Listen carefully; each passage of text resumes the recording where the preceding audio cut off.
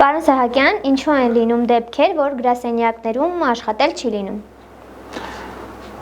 Նախ ողջույն բոլորին, ես Արտյոմ Սահակյանն եմ, Ակուստիկ Պրո ընկերության հիմնադիրը։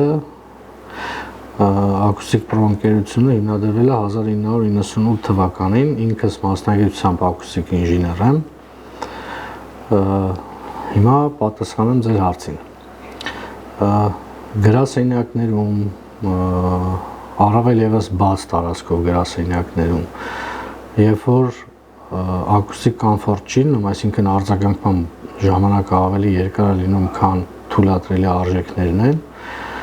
սկսում է աղմուկ։ Աղմուկի պարագայում աշխատակիցները չեն կարող կենտրոնանալ, ինչի հետևանքով սկսում է աշխատուժի հոգնածություն։ Լինում են դեպքեր, երբ որ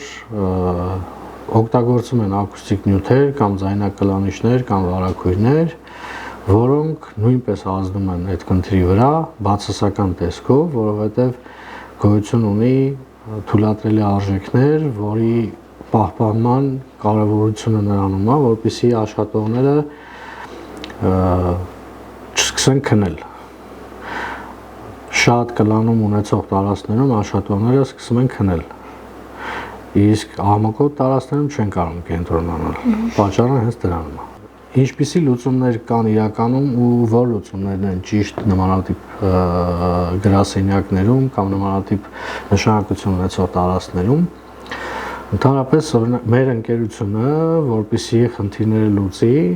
մենք պարտադիր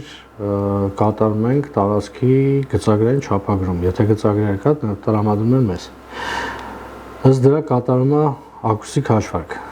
Գտնվում է այն աղմկոտ մասերը, պատերը, թե առաստաղը, որտեղից ունենք մեծ անդրադարձություններ։ Նոր օգտագործում ենք նյութեր,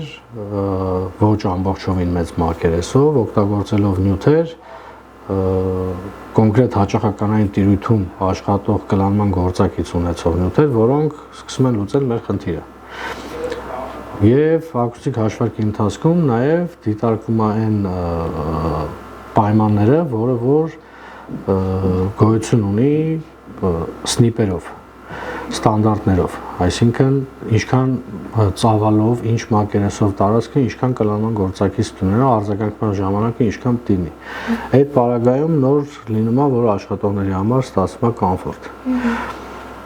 Դա լուծումներից լավագույն տարբերակն է, եւ երկրորդը, եթե սենյակը պատրաստյալում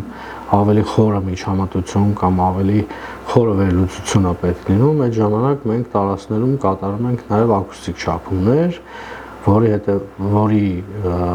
հետո տեսնում ենք, թե տարածքի կոնկրետ խնդիրը, նաև ակուստիկ հաշվարկը համեմատում ենք ակուստիկ չափումների հետ, համեմատական անցկացնելով այդ ամբողջ շեղումները սկսում ենք մաքրել։